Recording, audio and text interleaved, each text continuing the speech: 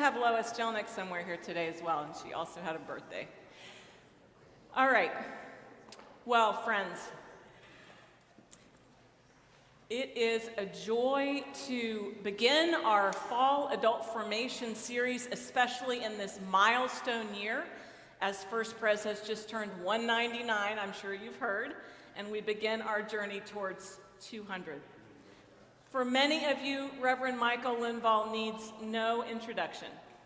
He served as pastor here in Ann Arbor for 11 years, shaping this congregation with his preaching, his pastoral care, and his deep love of story and community. And he hired me, so I will always be grateful to you, Michael. But it's especially... Smartest thing I ever did. Oh, no, well, wait, let's give me a couple more years.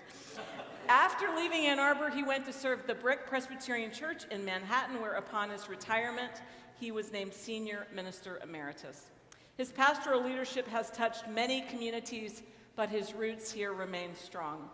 We are equally delighted to welcome Madeline Lindvall Radman, his daughter. When the Lindvall family lived here in Ann Arbor, Madeline was in her teenage years, right? And so we might remember some stories from your teen years. Maybe that'll come out later. maybe over the potluck. Growing up in the life of the congregation, she worshiped alongside of us, and today she returns not only as Michael's daughter, but as a gifted writer and collaborator. I believe Terry Lindvall is here somewhere as well, and Michael's granddaughter Shay, right in the front. Welcome to you, welcome back, and I hope that we'll have a chance to welcome them at the potluck following this as well. Together, Michael and Madeline have authored the M.M. Lindvall Trilogy, a series that intertwines mystery and faith. On one level, they're page-turning stories, but on another, not surprisingly, they invite us into the deep mysteries of life, grace, and belief. And they'll say much more about that. But what a fitting way to begin our series in this bicentennial year with voices that remind us both of our history and of our hope. So welcome to you.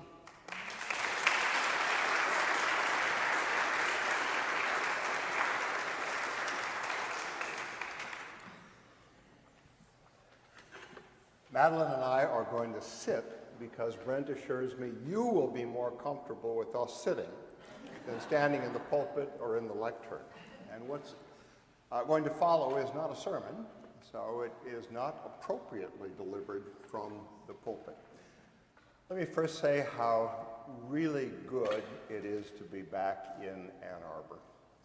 I mean, I can't believe that 23 years have gone by since Terry and I wandered off to Manhattan. Came back yesterday, drove into town. The first thing we noticed is Ann Arbor has changed a lot in 23 years. It's not quite the same town we left. And it was a real joy to walk into this sanctuary this morning at 9:28 and see the place so full. Just a joy. So I want to thank you for this invitation. I want to thank David, who obviously signed on, and especially Melissa Ann, who's worked hard on this, the session and whatever committee, the Christian Ed Committee, Adult Ed Committee, that has engineered this visit. Madeline and I are going to do this in kind of a tag team approach, and I'm going to begin and then turn it over to her. I'm going to start by offering a case for the reading and writing of fiction. Here's my case. If I want to tell you something I believe is true, there are basically two ways I might do that. First of all, I could offer you an idea, a concept, a principle, an abstraction that summarizes that true thing. The other way I could do it is to tell you a story that delicately unfolds that truth in the form of narrative. Now, the truth is, narrative, story, is simply eternally powerful. Let me give you some examples that are close to home as us of people of faith. Somebody figured out one time, they must have counted pages and paragraphs, that the Bible, Old and New Testament, are 80% narrative. 80% of Scripture is stories. The four Gospels are almost entirely narrative. There's very little abstraction, very little in terms of concepts or principles. When Jesus is asked a question, when Jesus wants to say something that he believes to be true, he almost always does so by telling a story. We know those stories, of course, as parables. There are 39 of them in the four Gospels. Let me give you an example of this. Jesus might have said, "Thou shalt help strangers in need." That's an abstract principle, a law, an idea. Or he could have told the parable of the Good Samaritan. Now my question to you is this: which one of those two are you most likely to remember? And the other truth is stories are multivalent. They have different levels. I mean, the parable of the Good Samaritan says, "Thou shalt help strangers in need," but it's also a critique of hypocrisy. It's a critique of ethnic, racial bias. It functions at a number of different levels. This is my way of affirming that fiction, telling stories that are true but not true, is a very powerful way to tell the truth. The novel is a form of long fiction. The novel as a literary device was invented, if that's the word, about 2,000 years ago. There are novels from the Greco-Roman period. But the specific genre we're talking about today is the mystery story, the detective novel. It is much younger. It is just over 180 years old. The author of the first mystery narratives was a guy named Edgar Allan Poe. And the first mystery story he wrote was a curious little tale called The Murders in the Rue Morgue. It was published in 1841. He wrote two more, The Purloined Letter and The Mystery of Marie Roget. Now here's an interesting aside. Madeline and I are related to Edgar Allan Poe. Through my mother's mother, my maternal grandmother had relatives whose last name was Poe. Now we're not descendants because Edgar Allan had no children we know of, but we are related to the guy. In those stories, Poe invented all the basic elements of the genre. Now, the idea of the mystery story, the concept exploded with the immense popularity on the other side of the Atlantic of the 4 novels and the 56 short stories of Arthur Conan Doyle, who invented, of course, Sherlock Holmes. The first one was published in 1887. He churned them out until 1927. And of course, he invented Holmes, the quirky genius detective. And he also invented, and this is very important, the sidekick. And of course, his sidekick was Dr. Watson. Now, following the incredible success of the Sherlock Holmes stories, there followed what's usually called the golden age of the mystery novel. It stretched roughly from the end of World War I, well into the 30s, some would say even into the 40s and 50s. So think Agatha Christie, Dorothy Sayers, Josephine Tay, Marjorie Allingham, Niall Marsh, Freeman Wills Croft, Ronald Knox, just to name a few. And they invented what's often called the classic mystery story. Now, it's important to note that a reaction to this form of literature developed, especially in America. And these people, these authors, were revolting against stories they thought were too cozy, too unrealistic, too tidy. And they invented what came to be called the hard-boiled style of detective novel. It's sometimes also called noir, French word for dark. Examples of this stream of writing are Raymond Chandler, Ellery Queen, Earl Stanley Gardner, Ross Rexstout, to name just a few. So there developed this kind of dichotomy in mystery literature between what was called the cozy on one end of the spectrum and the hard-boiled or noir. So this is the history of the genre in a thumbnail. But here's what I really want to talk about this morning, and what's really captivated me about mystery fiction. Oddly enough, now follow me here, I'm going to unpack this carefully.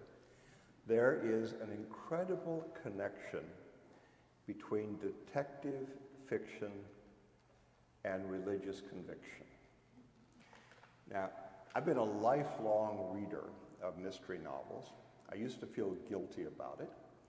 I finally came to understand that this fascinating relationship exists between what I believe as a Christian and the detective novel form.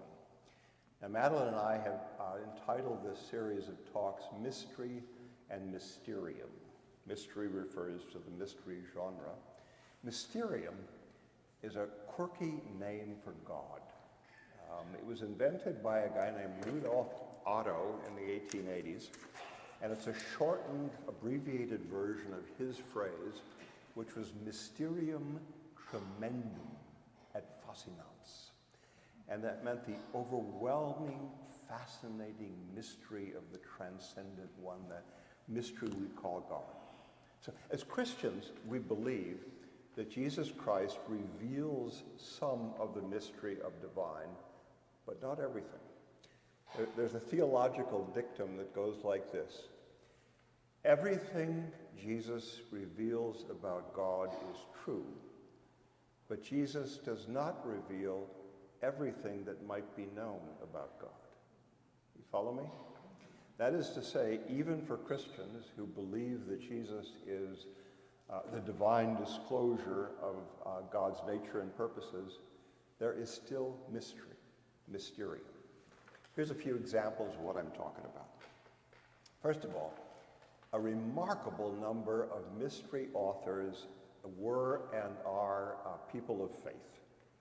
G.K. Chesterton, Dorothy Sayers, Agatha Christie, more recently P.D. James, the poet Winston Hugh Auden, Fyodor Dostoevsky, just to name a few. An incredible number of authors and readers of mystery fiction have been and are people of faith.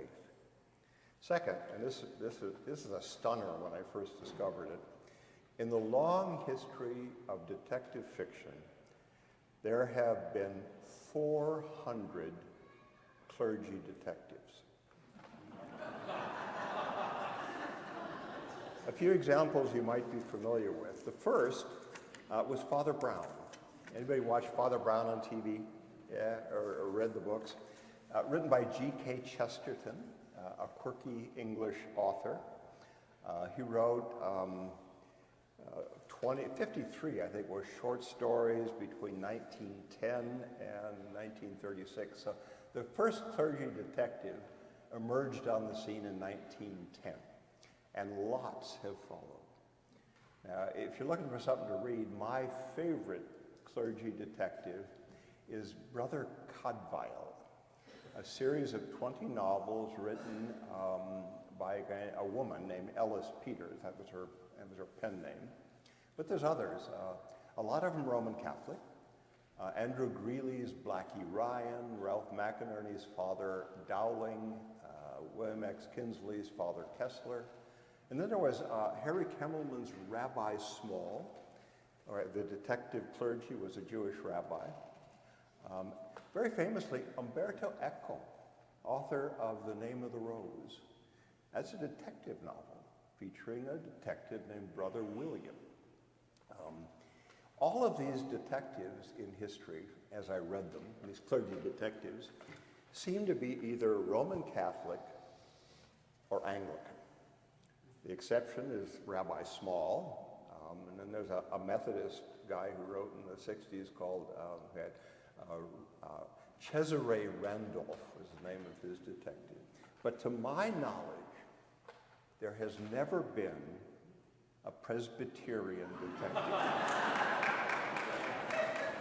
Until now. So that's a second connection. All these clergy detectives, all these Christians who read and write detective fiction. But the connections that are really fascinating are biblical and theological, believe it or not. First of all, biblical. Arguably, the first detective stories ever written are in the Bible. There are two books in the Old Testament, in the Apocrypha actually, called Bel and the Dragon and Susanna and the Elders. They are both mystery stories. There's no murder, but there are all the other elements of detection. There's a detective, there is clues, there is deduction, and there is, at the end, a solution of the crime. Now, the detective's name in both of these stories is Daniel. And he is the same Daniel who got famous for the lion's den. Another connection. After the fall, the first act of evil is a murder. Cain's murder of Abel in the 4th chapter of Genesis. This is the first thing that happens after the expulsion from the Garden of Eden. So murder is presented as the the ultimate fruit of the fall from God's love. Now, I'm going to talk about this a little bit later, but does anybody know the name of Cain and Abel's brother, the third son of Adam and Eve? Come on. She had it right in the front row. Right. Seth. His name was Seth. And Madeline and I have named our detective Seth because arguably, who else was around to figure out what happened? So Seth might have been the very first detective. But my point here is that murder is presented as the primeval evil. If you allow for the exception of the apple, which is not exactly evil. Another example. The death of Jesus, the crucifixion, is in fact a judicial murder. Now there's not much mystery, but and I'll talk about this in a minute, but it does relate to the murder mystery genre in a very particular way. But even more important than the biblical connections are what I call the theological or literary connections between Christian thought and the murder mystery genre. First is this. The murder mystery genre, like Christian faith, faces up to reality. There is both good and evil in this world. There is both truth and lies. All this is tragically true about human experience. Somebody once said that good can only be imagined in the presence of evil. But why murder? Because of the intrinsic value of human life. Nothing is more precious. So the willful taking of a human life is the ultimate act of rebellion against God. Witness Cain and Abel. And secondly, and this is what's really fundamentally important, the murder mystery genre insists, absolutely insists, that at the end of the story, there is a restoration of order or harmony in the human community. It does this by the resolution of the crime, the revelation of the truth, and the doing of justice. If a mystery author ends a book without that happening, the fans throw the book across the room. Now, Jesus actually talked about this restored community, this things as they ought to be, the world as God meant it to be. He called it the kingdom or the reign of God. He called it the kingdom or the reign of heaven. So there is this shared insistence in the mystery story and in our faith that in the end, truth will be revealed and justice will be done and the community will be restored. You may know that this is actually the core affirmation of Easter. The truth is revealed and good does triumph over evil. Now, all this is to say that the mystery genre simply affirms what Christian scripture affirms, that there is a telos, that's a Greek word for the end, a purpose, a resolution, a revelation, and that in the end, all things will be well. The mystery genre is probably the only fictional form in the modern world that demands that truth be out in the end, and that by the last page, something like justice might be accomplished.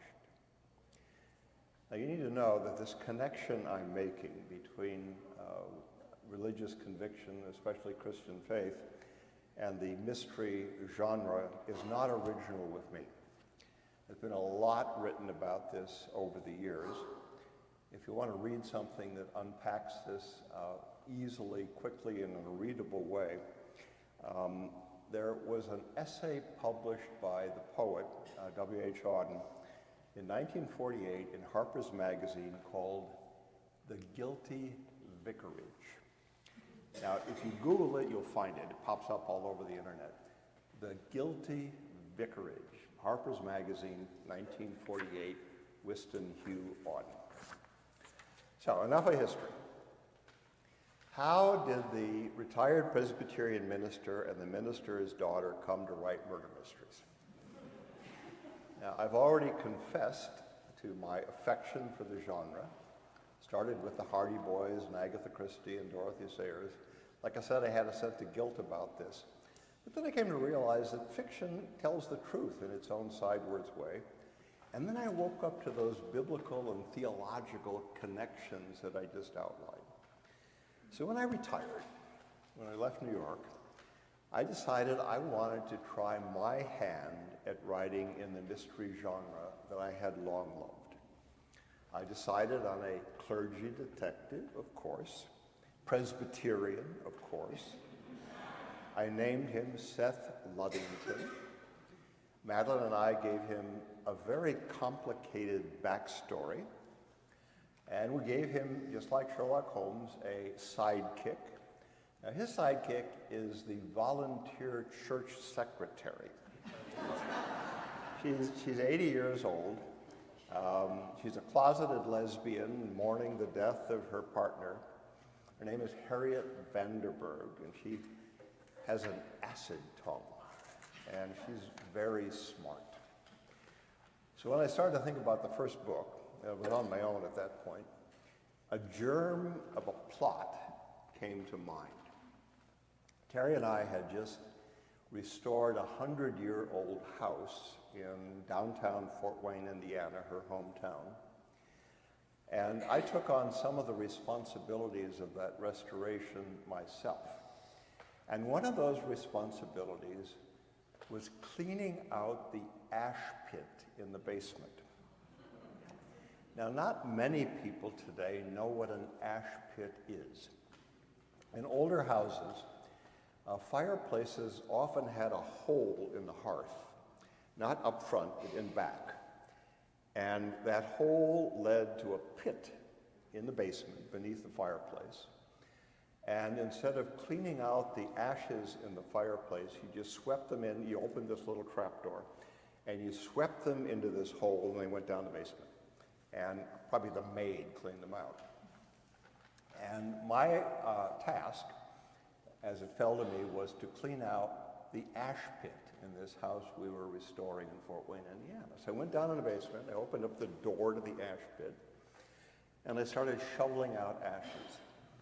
And I soon discovered two things. there were lots of, I don't think it had ever been cleaned out in 100 years. And secondly, there wasn't just ashes down there. There was stuff. Obviously, the fireplace had been used as kind of a handy wastebasket. So people, over the years, over 100 years, we just throw things in the fireplace and they get swept down the ash pit. So as I'm digging through these ashes, which are hard, by the way, they're kind of, they got moisture in them, they're kind of like soft clay, I discovered things. And I discovered that the farther down I went in the ash pit, the farther back I went in time. So the stuff at the top of the ash pile was, maybe 5 years ago. And we went down a couple feet, and there was stuff 40, 50 years old. I mean, I recognized like old Bayer aspirin bottles and stuff. I said, this is like archaeology. This is like archaeologists dig down in the dirt, and it gets older and older and older and older. So I said, this is an idea. So I called my daughter, who at that time was a professional television writer, producer, working in true crime, and I told her this germ of an idea for a story. I think I should first say that when my dad called me, it was about 10 years ago, and I had no idea it would bring us here today. And I'm so happy that it has.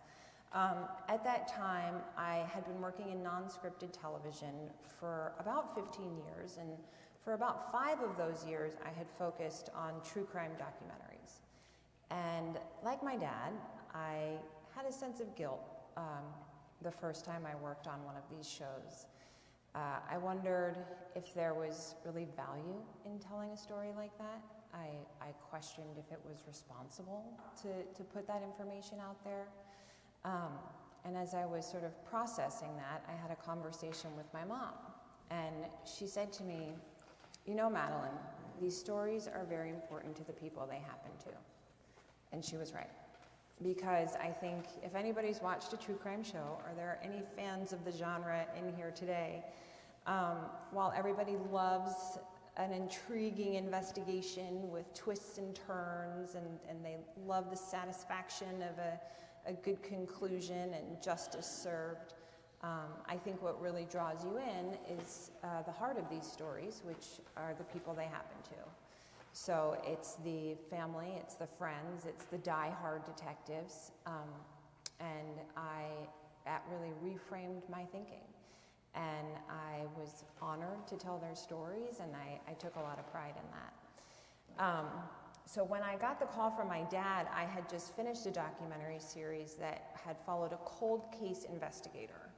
And he was looking into a case that was about 30 years old. It was a serial rapist and killer who had committed multiple crimes in the Bay Area and Los Angeles in the 70s and the 80s. But he, 30 years later, was intent on solving this. And he told us from the beginning, he said, I'm going to solve this with DNA. And this was only 10 years ago. So much has changed since then. But what he said and what he ended up doing was he solved it with DNA, because he developed an investigative tool that is now being used all over the world to solve cold cases. The case he was working on was called the Golden State Killer. I'm not sure if anyone's familiar with that. But the tool that he developed is called investigative genetic genealogy. So if anybody has read Ashes to Ashes, you may know how it works, because that became a big part of our plot. But if you haven't, I'll try and explain it quickly and simply. Investigative genetic genealogy works by comparing DNA from a criminal or an unidentified victim to an open source database of other people's DNA. So anyone can upload their DNA to this data bank. That profile is compared against all the other profiles in the data bank, and a connection is almost always made.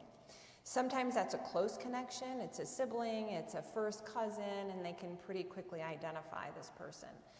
Oftentimes, though, it's like a third, fourth, or fifth cousin, and they have to go back many generations to find the common ancestor, build the family tree back down, and then they're looking at hundreds, sometimes thousands of offspring to find their subject. And that is what this detective did in this case. His name was Paul Holes. He caught the person who they had called the Golden State Killer, and I was just so impressed by his dedication, his determination, and it's the fact that he had brought so much peace of mind to all the victims, the survivors, the families, and the friends of all the people who had suffered. And that's kind of where my head was when my dad called. That was the story I had just been working on. And at that time, I took the phone call in my car, as I usually do, and I was driving from New York to Washington, D.C., where I live. And my dad, he told me about the story of the ash pit, but you told me a little bit more. You said that you felt like the discovery should be the bones of an infant child. Mm-hmm. And I was surprised by that. And I was driving home. I got through the Lincoln Tunnel. I was staring down 2 hours of the Jersey Turnpike. Anyone who's familiar with that stretch of road knows how boring it can be. And I just played around with his idea for a few hours. And before I knew it, I was home, and I knew how his story ended. And I called him, and I told him. And the rest is history, I guess. That's where you're picking up. Yeah. So, anyway, then I asked Madeline if we could co-write. She originally said, well, I'll just help you edit and stuff. I said, no, let's write these together, honey. They're going to be much, much better books if we write them together. And she agreed. I'll talk a little bit later maybe about how we do that. First thing we did, like I said, was to create a protagonist and a sidekick. We gave both of them depth of character. The main protagonist, Seth Luddington, is very wealthy, which is hardly ever the case with Presbyterian ministers. He's full of guilt about his wealth, both just having it and because of where it came from. He is, we posited, an heir to the Luddington fortune, which is a real thing. One James Luddington was a 19th century lumber baron in northwest Michigan who was one of those people responsible for raping the white pine forests of northern Michigan and made a lot of money doing that. And Seth, the Presbyterian minister, has ended up with a good hunk of it, and he feels guilty about it. He's also got another, if you read the first book, he's got guilt that comes from another source. We gave him a sidekick, whose name is Harriet Vanderburg. He is, Seth, kind of pathologically curious, but at the same time he gets into bouts of guilt about poking his nose into mysteries that are none of his business. He's late 30s, now he's hitting 40, he's dangerously handsome. He is the minister of Old Stone Presbyterian Church in Yorkville. Yorkville is a neighborhood on the Upper East Side of Manhattan. It's kind of a downscale part of the Upper East Side. And his church is very small and struggling. It's not First Pres Ann Arbor. It's not the church I served in New York. It's a small, struggling congregation of 100 people. His sidekick, as I mentioned, is Harriet Vanderburg, who grew up in upstate New York. She spent her life as a professional executive secretary to Wall Street lawyers. And she was, in truth, smarter than most of those Wall Street lawyers. And she was also a whole lot more ethical. And she's now the part-time volunteer church secretary at Old Stone Church. And she's still mourning the death of her longtime partner. Now, we'll talk about this in a moment, but one of the things we really wanted to do with these books is balance a gripping, page-turning story with a story that leads the reader to consider some substantial issues. Spiritual issues, even theological issues, ethical issues, the difficulty of making decisions. We'll talk a little bit about what each of these books do. So Madeline and I sat down to write together. She is very good at plot development, delaying reveals, as they call it in the genre. She'll say to me, "Dad, don't tell them that yet. Hold it back. Keep it a secret for a while." So she's really a brilliant at plotting. I'm pretty good at character development and writing dialogue, and like I said, I like to interweave in a natural way these issues that our characters wrestle with in life.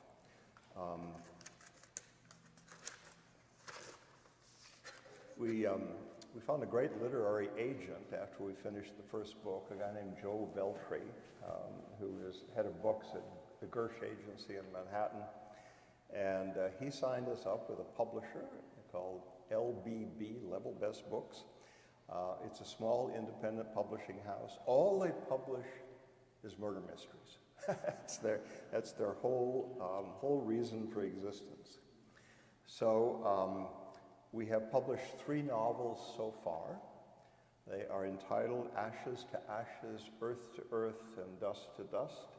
Many of you know where those 3 phrases come from. They come from what's called the Prayer of Committal. It originally appeared in Cranmer's 16th century Anglican prayer book. It's what the minister says when the body goes in the ground. We commit his or her body to the ground. We have it out of order, earth to earth, ashes to ashes, dust to dust. Each of these novels probes something of substance. Our main goal, like I said, is to be both entertaining and to offer a real page turn. Nothing makes us feel better when somebody says, "That book kept me up all night." That's always fun to read. But what's really important is this thread of character and history and ethics and spirituality and these deeper things. Yeah, if I could interrupt, I would say that one thing I learned telling true stories over time is that they're complex and nothing is black and white. Humans are complicated. And I think we've worked really hard in these books to develop characters and stories that are complicated and that sometimes don't make sense. And if anyone's familiar with the books yet, you'll see that the answers, while we insist that they're satisfying, they may not be quite what you'd expect. There isn't necessarily always a right and a wrong. We try and keep it real. The first book, some of you may have read, Ashes to Ashes. It is an intriguing little mystery, but it is meant at some level to entice the reader to consider how toxic secrets can be in people's lives. If people keep secrets all their lives, it becomes corroding. The eroding power of shame. Everybody in the first book, if you've read it, has a secret. Everybody has something that they know that they don't think other people know. In some cases, they do know. But the book ends with the possibility of owning those secrets, confession in Christian language, forgiveness, and quite frankly, the power of grace to heal and restore lives that have been eaten away by toxic secrets. The second book, it's set, by the way, in New York, the first book. largely in the neighborhood where Seth lives on the Upper East Side. The second book is called Earth to Earth. It explores a number of issues, one of which has intrigued me lately is the contrast between how ancient classical pagans thought about right and wrong and how Jewish and Christian tradition thinks about right and wrong. What was the noble life, the virtuous life to a 7th century Viking? What was the noble or virtuous life to a 1st century Roman centurion? And the fact is, it was really different from what Christian faith comes to understand as the virtuous life. And also, I don't want to give too much away here. At the end of that book, Seth and Harriet face a very ambiguous ethical decision. It's just not simple. And when people talk to me about that book, I often ask them, do you think Seth and Harriet did the right thing? Some people say yes, and some people say no. Because the decision was really tough. And like Madeline said, decisions between right and wrong are often not clear. They're not simple, black and white, to use the old metaphor.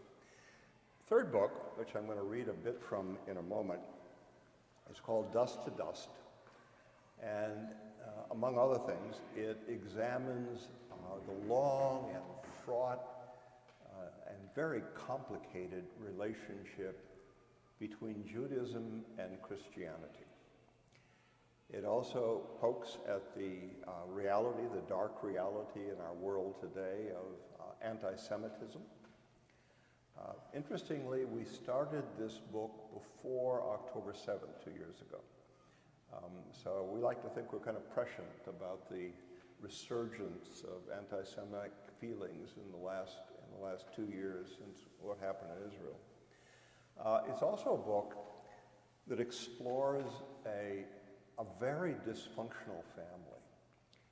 And this is a dysfunctional family that actually does love each other, but in their dysfunctional way.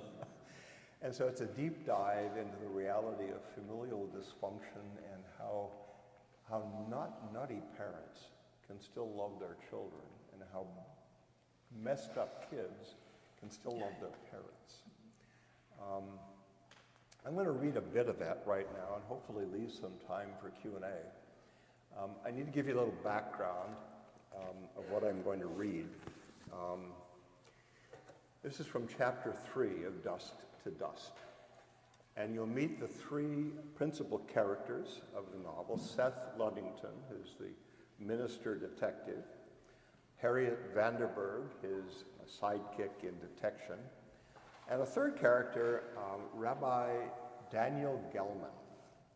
Now, we named him Daniel for the obvious reason that the first detective in recorded history is Daniel of Lion's Den fame in the Old Testament. So this incident unfolds right after Rabbi Gelman's synagogue has been vandalized. A horrific act of what appears to be anti-Semitic vandalism in his small synagogue on the Upper East Side. Gelman and Ludington have been friends for a while. They both have young children. They're about the same age. They like each other. They're kind of clergy buddies. They commiserate about their struggling congregations a lot. Both married, and both kind of cool guys. One of the things that unfolds in his third novel is Harriet Vanderburg, the sidekick, gets jealous of the rabbi because Seth is spending all of his time detecting with the rabbi and not her. But that hasn't happened yet. So this scene unfolds in the sanctuary of Old Stone Presbyterian Church, which I have to tell you is fashioned after this space. It is a thin description of this particular worship space. Gelman has just arrived at Old Stone Church to ask Seth if his congregation, his Jewish congregation, which is called Beth Shalom, can worship in the Presbyterian sanctuary while their sanctuary is being repaired. And so he's come over to inspect things, okay? Gelman arrived at 10 sharp, balancing a cardboard holder with 2 cups of to-go coffee. Luddington pushed the door open for him. "Morning, Dan, how you doing?" Gelman stepped into the parish house lobby and said, "Meh, as you might expect.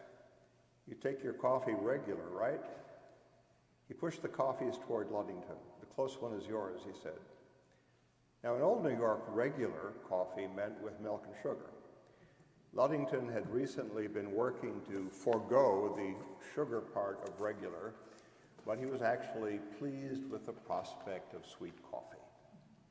"Perfect," Luddington said as he extricated the classic blue and white faux Greek paper cup from its holder. He read the words on the side of the cup aloud. "We are happy to serve you." Gelman offered a nod in response as Luddington turned to lead his friend down the hallway toward Old Stone Church's sanctuary. He flipped on the lights as they entered. Gelman said, "It's a beautiful space, Seth. You've done some restoration work recently, right?" The rabbi's eye scanned the neo-Gothic worship space, as bereft of natural light as was Temple Beth Shalom, but now with 2 new rows of upgraded chandeliers, it was much better lit. He raised his head to the hammer beam trusses that supported the peaked ceiling. His eyes next went to the row of stained glass windows that lined one side of the sanctuary, all of them narrative images. The first window toward the rear of the room depicted a barefoot Moses gazing at his burning bush, a startled look on his face. Rabbi Gelman slowly read aloud the words underneath the image. "Nec tamen consumbatur," Latin, right? Not one of my languages. "Yet it was not consumed," Luddington translated. The burning bush, that is. The rabbi said, "This tale we share, Exodus chapter 3. Then his eye traveled to the next 3 windows.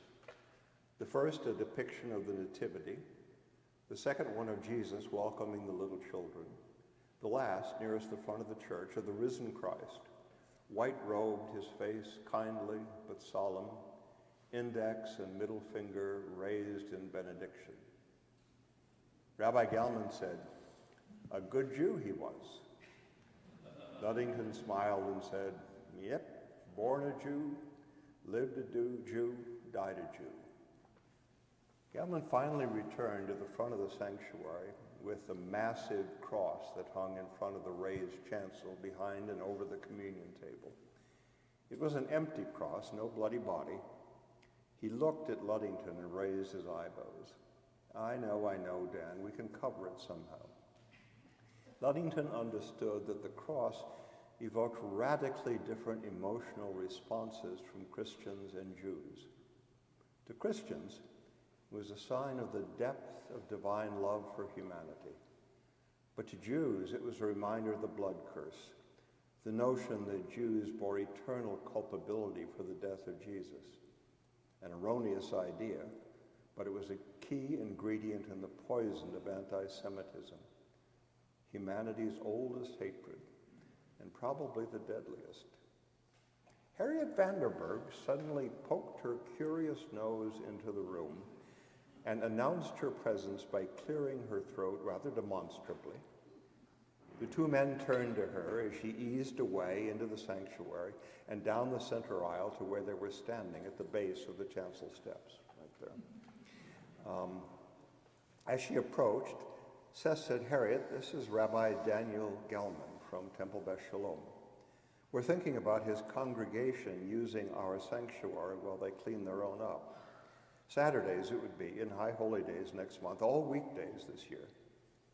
Vanderburg said, "Well, session will have to approve, of course, but they will."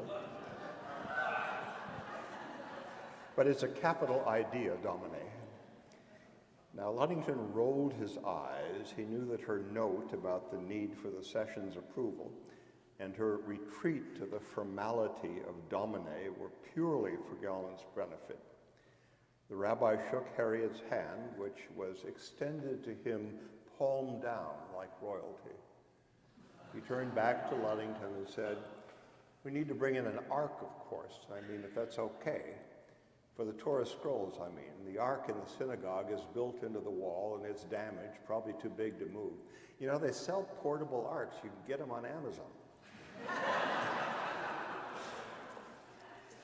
As Galman began his retreat down the center aisle of Ormstone Church, his cell phone rang loudly. Westminster Charms, of all things, chimes. He fished it out of his blazer pocket. He glanced at the screen and shrugged his shoulders. He clearly did not recognize the caller, but he answered the phone nevertheless. He offered a hello in a tone rising to make the word a question. "Hello?" His back to Ludington and Vanderburg as he listened to the call. He first mumbled, "Oh my God," into the phone. After another few moments, he added, "I can't believe it. He was way too smart to do that." Gelman nodded his head as he listened for another minute and finally said, of course. Whenever you want, sooner the better. I'll get back to you. And Mr. Atkins, thank you for calling. I appreciate you letting me know. This is horrible news." He ended the call, shook his head in a gesture of incredulity, and turned back to face Ludington and Vanderburg at the far end of the center aisle. He whispered one last, "I can't believe it," into the silent sanctuary of Old Stone Church. Ludington walked down the aisle toward his friends, whose arms hung loosely at his side, one of them still holding the phone. Ludington said, "What happened, Dan?" "Lawrence Golantz. He's dead. He died in his sleep last night." "Oh, Dan, I'm sorry. A friend?" "Yeah, and a pillar of the synagogue. I mean, a major pillar. In fact, he's probably the only hope the place has." "What happened?" Gelman, clearly shocked, spit out his answer in clipped sentences. "They're not sure yet. Died in his sleep last night at his place out in Long Island. The cops think it was probably carbon monoxide poisoning from one of those gas generator things. Too close to the window. He put it too close to the window." "Who was it that just called you, Dan?" "It was his lawyer out on the island, something Atkins. He knew about Lawrence's relationship to Beth Salome, so he called me. Lawrence was like our most generous supporter. Seth, I got to get out there. I got to get out there right away. They want to do an autopsy. He grew up Orthodox, Lawrence. I mean, he'd hate the idea of an autopsy. This is a disaster. I got to get out there now." He paused as if suddenly realizing his dilemma. "Seth, I don't have a car." Seth knew that many New Yorkers, especially in Manhattan, did not own cars. Parking on the street was an endless hassle. Garage rentals were outrageous. Mass transportation got you everywhere. Seth said, "I can drive you if you want. I'd be happy to." Gelman pulled himself together and said, "That'd be great. I mean, thanks, Seth." He looked at his watch again. He said, "Oh, geez, the insurance is yesterday. I got to go." "When do you want me to pick you up, Dan?" "How about 1, okay?" "Of course, I'll pick you up in front of the synagogue." Gelman strolled down the church aisle, his phone still clutched in his hand, and his shoulders slumped, shaking his head. Vanderburg went to stand next to her pastor, both of them watching the retreating rabbi. She said, oh my, 2 great tragedies befall the synagogue, one atop another in as many days. How extraordinary. Extraordinary indeed, Ludington said. He spoke the first word as if it were 2 words. And still, without looking at him, Vanderburg said, well, isn't it? But Seth, I must say that I find it felicitous that you, at least, will be accompanying Rabbi Gelman to the scene of this unhappy event.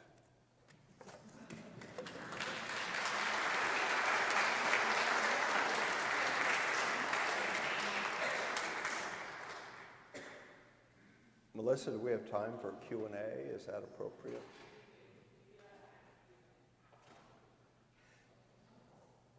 She said yes. Yes. Yep. Why don't we both stand up? Where's Mel? There you are. If you will run, I'll run stand over here if you will run right. Now, one of the things that's happened in the last 23 years since I left you, my hearing's gone bad. So if you have questions, you got to talk up, or otherwise I won't hear you. Just pop your hand up if you've got a question or comment. You could repeat the question if you want. Oh. Well, thank you. How does your co-writing work? Do you do a draft and she works on it, or vice versa, or how does that work? Well, we start every book with an outline. We always know what the crime is going to be, and we know the resolution. And we draw on our experiences. A lot of it comes from my experience in true crime, understanding how the investigations work, so we're able to kind of map that out. We then flesh it out into a much deeper outline, and then my dad starts writing, and he sends me pages, and I edit. And she chews them up into bloody ribbons and sends them back to me, and I dutifully rewrite them. So it's a back and forth email process. She lives in D.C., we live in Michigan and Fort Wayne.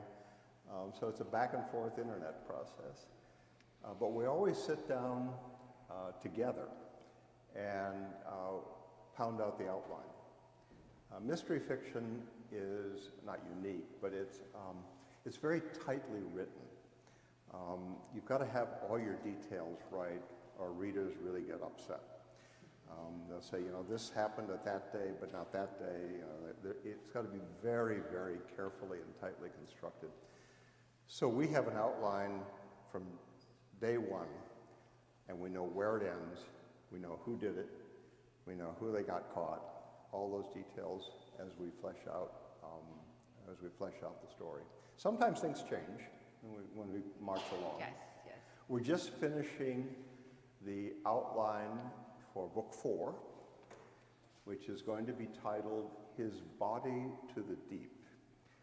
Now that is what a clergyman says when a body is buried at sea. Earth to earth, dust to dust, ashes to ashes in land, to the deep at sea. And that book is going to be set in Michigan. It's going to be set just south of Ludington, which is Seth Ludington's kind of sort of hometown, in February in the midst of a blizzard.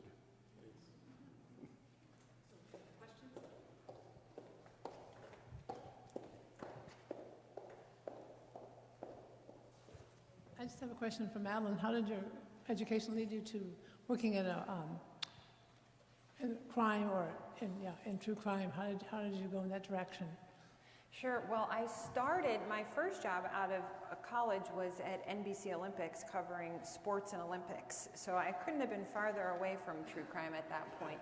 But the thing that I learned working for them was I loved creating those profiles, if you remember, the little biographies that go along. And that's when I realized I really wanted to tell people's stories.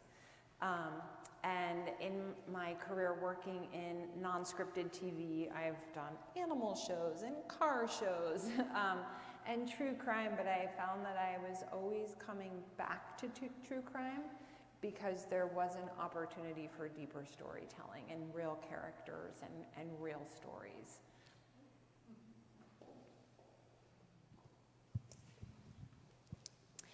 Michael, it's wonderful to see you again. When you were here, I bet 10, 18 years ago, you mentioned what I thought was one of the best definitions of what is the purpose of life.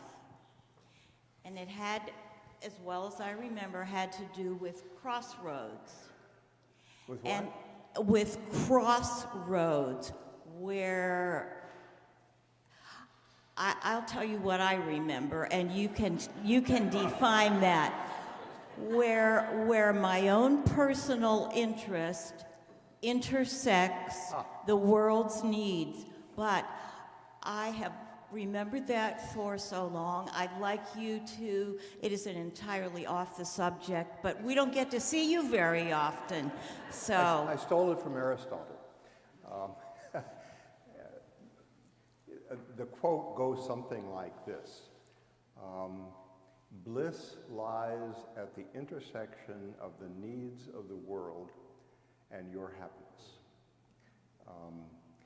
It's been picked up by lots of other authors. Fred Buechner picked it up, but it goes back, there's some form of it that goes back to Aristotle. So I didn't originate it.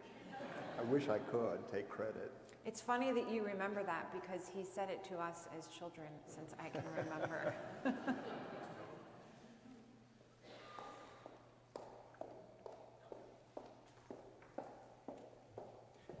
Michael, so good to see you back here. It's good to be back. And I'm sure that Amazon is going to see a massive spike in sales. My question is very simple. Has anyone brought up any parallels in reading your books to any actual crimes that they just didn't realize had made it a parallel?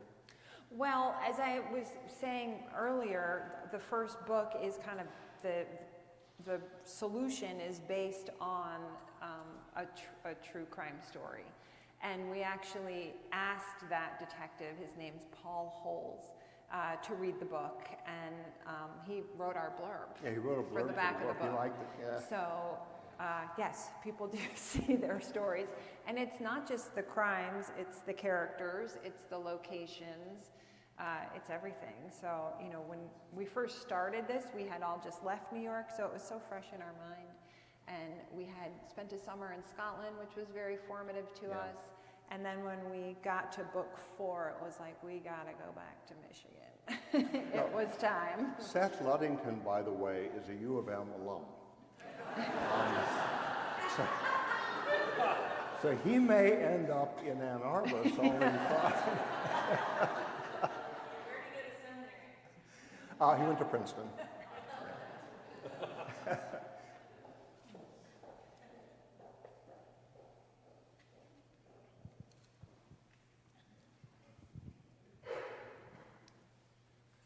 Could you name your favorite mystery writer currently writing and what it is about that writer that you appreciate most? Currently writing, that's a very interesting question.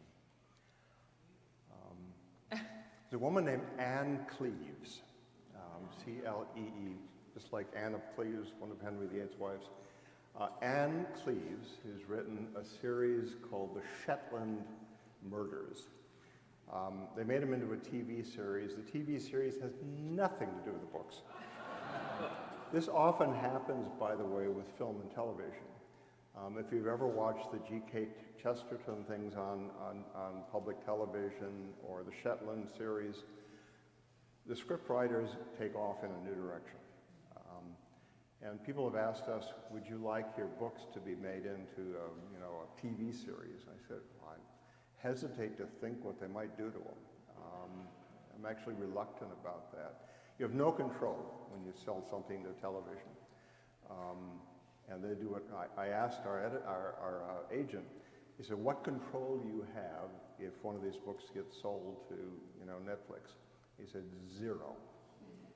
And so that scares me. I don't know what they do to them. What do you think about that? Well, I was going to say I would like to recommend a documentarian instead. His name is Alex Gibney, and a lot of his work can be found on HBO Max. And he does a lot of really great investigative documentary series that look into everything from Michael Jackson's story to current crimes. Another current author I like is a guy named Peter May, M-A-Y, who he's very prolific. He really churns them out. But the best ones that he wrote, I think, are set on the island of Lewis in Scotland and the Outer Hebrides. They're great fun. I kind of gravitate toward the British writers. They've kind of been faithful to the classic genre, and we're writing in the classic genre. The classic genre means you have a detective, probably a sidekick, and you limit the number of suspects. In other words, everybody isn't a suspect. You have to construct the novel in such a way that the reader has 2, 3, 4, 5 possible suspects, not 400, because that then becomes impossible for the reader to participate. Detective fiction is like a game between the writer and the reader. And the game is, I'm going to tell you just enough that you might be able to figure it out, but not enough to make it easy. So if you make it too easy, readers are disappointed. If you make it utterly impossible, readers are disappointed. So it's this balance between telling them just enough that in the third novel, Dust to Dust, there's a clue that we planted in the middle of the novel that if you read it really closely, lets the reader know who did it. And I have yet to find a reader who caught it. You know, it has to do with car keys and where they are.